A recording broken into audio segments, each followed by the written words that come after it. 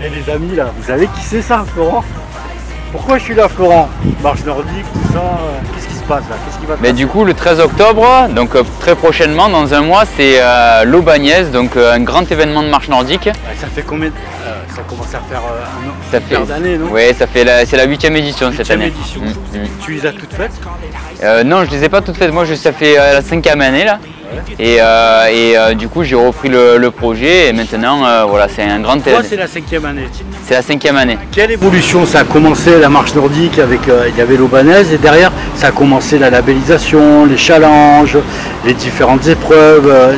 Qu'est-ce que tu as vu comme évolution là-dessus? Alors, au début, on avait un challenge régional et la marche nordique était moins développée qu'aujourd'hui. Et aujourd'hui, donc, on est implanté sur le domaine compétition, mais c'est aussi le domaine loisir. Et donc au niveau de cet événement, c'est passé label national. Donc il y a beaucoup plus de marcheurs qui viennent se qualifier pour les championnats de France et venir chercher des points pour les différents challenges. Et on est aussi challenge Marche Nordique Tour et on fait partie du challenge Marche Nordique de la région Sud. Là j'en profite parce que c'est un spécialiste, hein. Ça fait un moment qu'on se connaît tous les deux. Donc je profite pour lui poser quelques petites questions un peu techniques. La marche nordique, depuis le temps que tu la pratiques, tu vois une évolution dans la pratique, dans le public, dans la façon d'appréhender les choses? Alors l'évolution, elle est surtout sur les règlements et sur le nombre de personnes qui la pratiquent. Aujourd'hui, c'est beaucoup plus développé. Mais sinon, la pratique en elle-même, elle évolue, mais il y a toujours... Le public reste le même, l'entrée en matière. Exactement, ça reste la même chose. Et puis il y a toujours le plaisir, le fait d'être en nature et de pratiquer un sport à l'extérieur. Donc les gens qui pratiquent la marche nordique, est-ce que c'est un public très spécifique ou c'est très hétéroclite ou c'est très vaste? Non, c'est un public hétérogène, donc c'est-à-dire qu'on va avoir une personne qui était un ancien sportif par exemple, qui pratiquait la course à pied et qui au niveau des articulations, qui trouve que c'est mieux de pratiquer la marche nordique, pour beaucoup plus doux. Et donc lui il va chercher la compétition. Et aussi on a des personnes qui veulent se remettre en forme, simplement faire une activité et trouver du plaisir dans ce qu'ils font. Donc c'est. Alors, sur ces deux jambes là, ceux qui veulent la performance, mais en même temps ceux qui veulent une petite remise en santé ou une entrée en matière dans le sport, moi je me suis aperçu que l'Aubagnès, elle était un peu précurseur sur le développement de.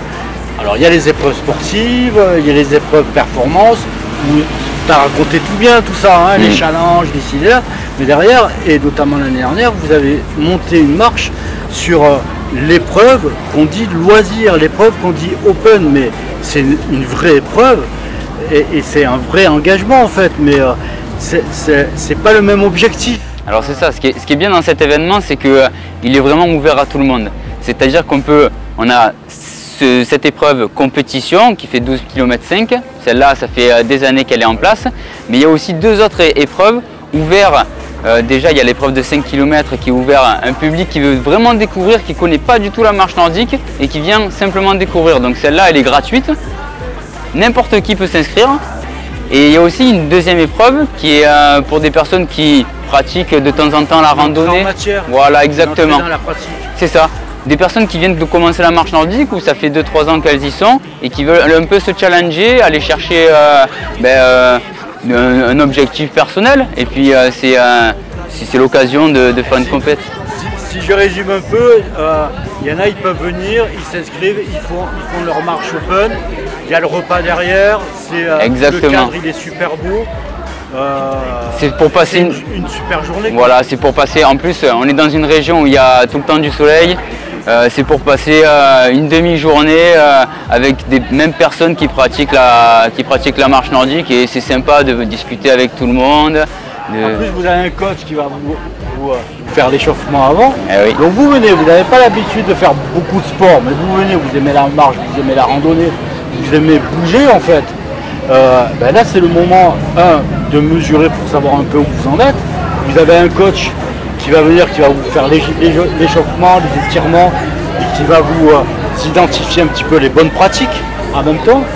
Et puis vous allez à bord du spectacle, parce que je vous fais me croire qu'on a beau dire la marche nordique, mais quand vous allez les voir s'élancer sur l'Aubagnès, sur la 12 km 5, c'est assez spectaculaire, c'est en boucle, On les voit plusieurs fois passer. Les Exactement. athlètes. À un certain point, on peut voir plusieurs athlètes passer en même temps, différents endroits.